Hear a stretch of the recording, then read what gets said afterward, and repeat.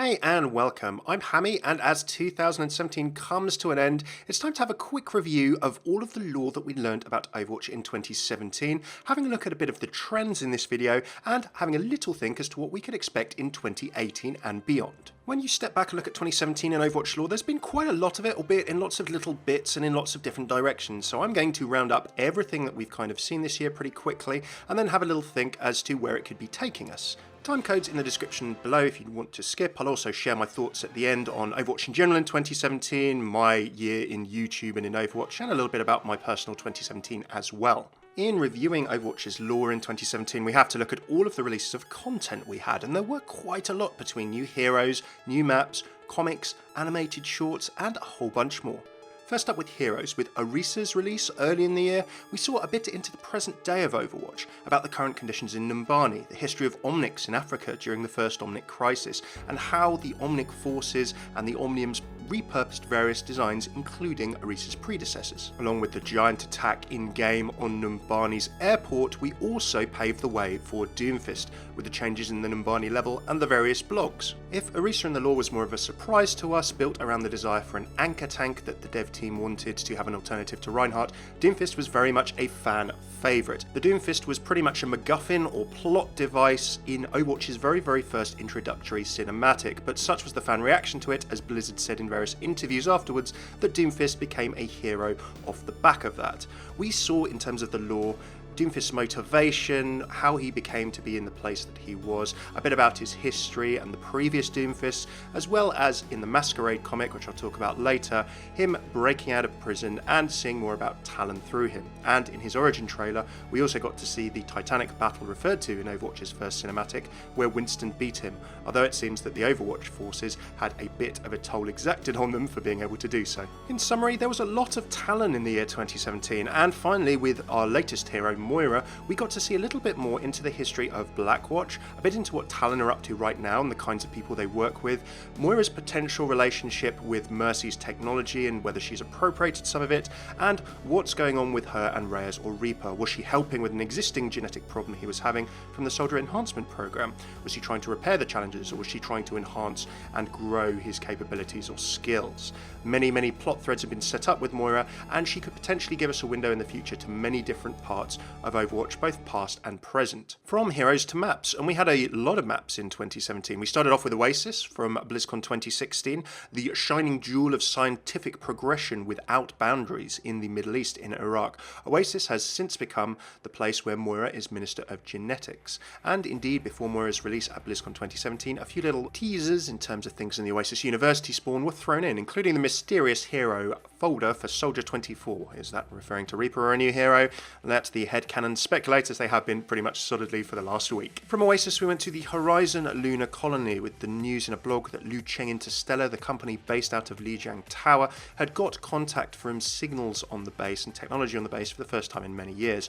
We then got to see a little bit about Winston's history, about how his fellow guerrillas overthrew the colony, and how Dr. Harold Winston, due to his missing spacesuit, may or may not still be out there somewhere. We just don't know. Finally this year, with the event of Gamescom, we got to see the new different in-game rendered short, The Plan, which should mean that maybe we can see more of those in future, and Junkertown, the home of the Junkers, the introduction of the Junkertown Queen as a potential character, the comic that went alongside it that I'll talk about, and a whole bunch of other stuff as to how Junkrat and Roadhog actually met and how they lived. Along with the in-game details, it's a really awesome map. In terms of maps, we also shouldn't forget the 3 maps we got at Anniversary that had little bits of story in as well, particularly Necropolis and Castillo, as well as the Black Forest. We got to have a look in Necropolis at Arna's hideout with Soldier 76, where those two are presumably hiding out at the moment, the expansion of Eichenwalde just as a nice little bit of atmosphere in the Black Forest, and also Sombra's HQ in Dorado in Castillo, her room, and a little bit more about her day-to-day life. Overwatch's story also had some expansion in the form of comics in 2017. We had 5 pretty chunky comics, as well as a bunch of little short tapestries too.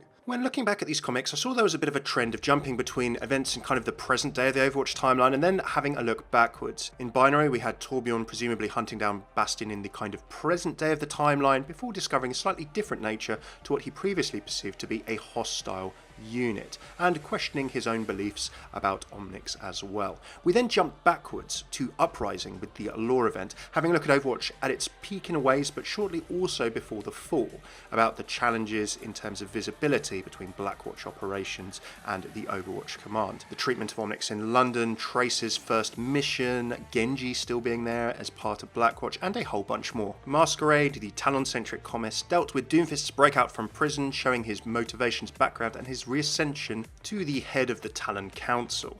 Wasted Land then took us backwards in the timeline again as we saw Roadhog and Junkrat teaming up for the first time, before we came to Searching in the present day, or present day-ish, as we followed up finally from the events of Infiltration, Sombra's short in November 2016, with Zarya following up on Katya Volskaya's desire to try and hunt Sombra down, with the aid of a certain Link 17. Around Overwatch events, you should always keep an eye out for the mini tapestries or comics. There was a beautiful one for Lunar New Year of Dr. Winston telling Winston stories about the Chinese journey to the West tales that a lot of the skins of the first Lunar New Year event were based off in Year of the Rooster, as well as the Junkenstein 2 mini tapestry comic that we had this year, and the May Yeti Hunt one that we had just recently for the Winter Wonderland event. You should always keep an eye out for those, they're really fun.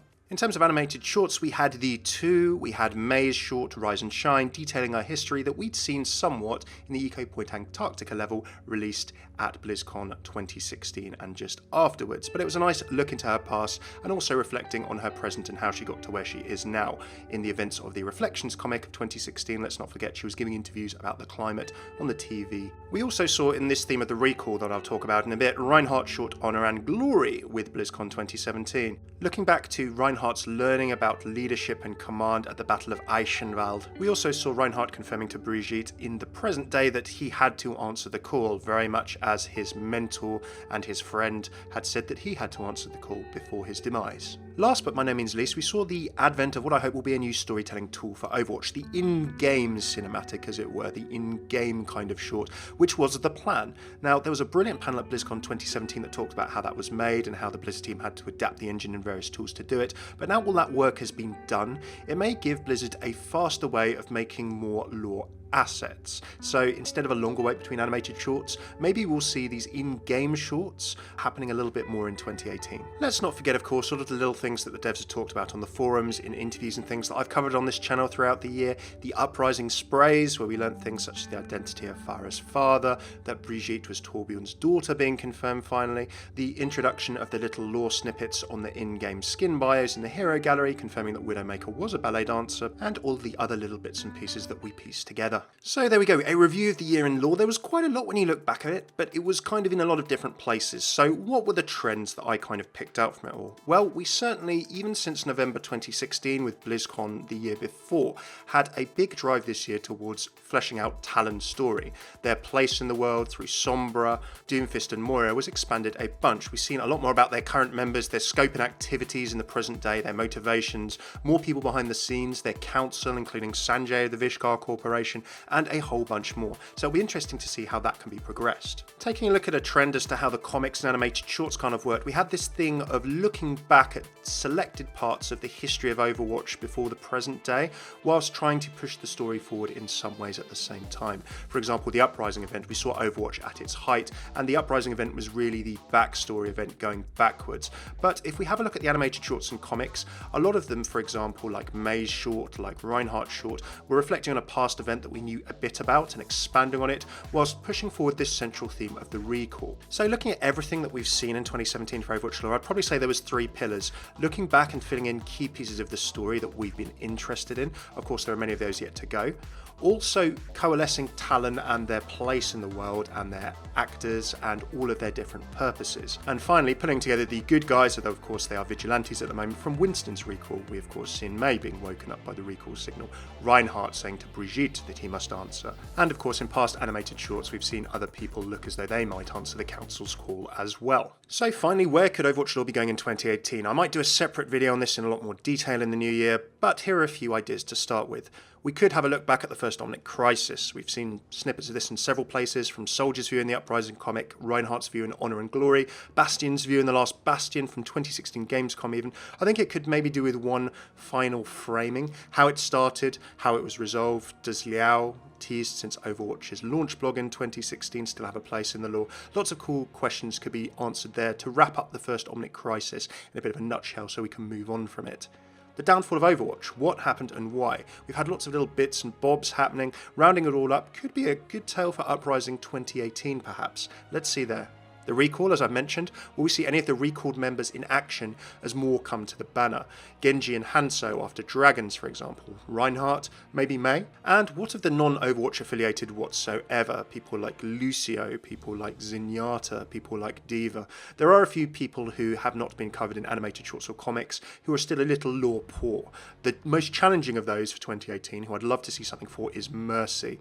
Dealing with her past and her abilities and her knowledge could solve several questions. She's going to be a tough one to deal with to keep the community happy. Not everyone is going to be happy with however Mercy's story is framed up, and I think it's maybe been avoided for that reason, but we need to see something more about Mercy. What about Soldier and Ana? What are they up to now since the old Soldiers comic? How has their story progressed? The Sombra conspiracy from November 2016. Who runs the world? Sombra has hinted it again in the Searching comic as she's been talking to Zarya, hoping that Katya Volskaya would help her solve this. Do they have anything to do with the first Omnic Crisis? And last but not least, Talon's next move could be a big topic for 2018. Doomfist et al. Are out and about. They seem to be staffing up their operation. What is the next big move of Talon going to be? And who from the little vigilante group of Winstons or wider than that are going to try and stop that? Either way, it should be a really exciting year for Overwatch in 2018 with the Overwatch League, and with all of the lore, with the new job listings that Blizzard have been posting for an unannounced first-person shooter project. Who knows, maybe we could have a different kind of Overwatch story experience being built as well as a new game,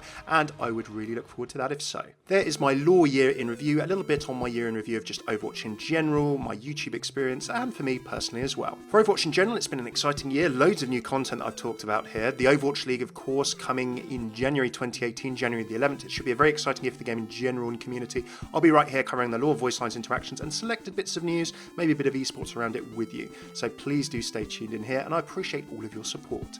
In terms of Overwatch on YouTube, it was an awesome year. I got to meet some awesome people in the community, particularly at the anniversary event in May over in Germany that Blizzard kindly invited and brought me to. My New Year's resolution, or one of them, is to get to BlizzCon finally for the first time in 2018. So hopefully I'll see you guys out and about, maybe at shows in the UK or beyond this year. In terms of YouTube in 2017, I did more of it. I've not worked it full time, but I certainly did more of it than I'd done before. I learnt a lot about it as a part vocation. The highs, the lows, part monetization or demonetization is still a thing. It's still hitting some of my vids recently. A big thanks to my Patreon supporters who have really helped me weather this in part. Check out patreon.com/Hammeh for more info on that.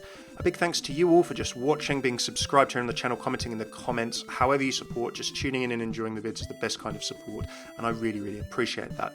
I am inspired to do more great Overwatch things, and as a semi-creative resolution, to expand and challenge myself beyond Overwatch content to more Blizzard and other game lore too somehow in 2018, whether on this channel or on a separate one as I've mentioned in videos previously. And don't worry, none of the stuff you enjoy Overwatch-wise on this channel is going to be going anywhere. Don't worry about that. I figure you guys are here for the fun and for the Overwatch and for the lore, so I never really go on too much about personal things here, but personally it's been a very busy year as well. Just to frame why my videos have been a little bit irregular release-wise at points. I moved house, me and the wiser half and our dog Shep. My wider family nearly was continually supporting a relative who's been off cancer twice this year. Let's hope it doesn't come back again in a different way. A big thanks to my wiser half, our dog Shep, for keeping me sane and for their wonderful support. Videos just wouldn't have happened without them and our families. And to you all as well for your support, watching, being subbed here, commenting and enjoying the vids. It's really inspired me to keep going and keep doing this kind of thing as well, and I really appreciate it. So thank you very much for watching and for all of your support over the last 2 years, nearly 2 years it will be that I've been doing this, and particularly in 2017. Cheers for tuning in. Do throw a like, subscribe if you enjoyed this vid. Keep an eye out on all my playlists below. I'm going to be back with vids in the new year. Have a great time whatever you're up to. Thank you for your support this year, and looking forward to a great 2018 and wishing the best for you and all those around you. I've been Hammeh. Take it easy.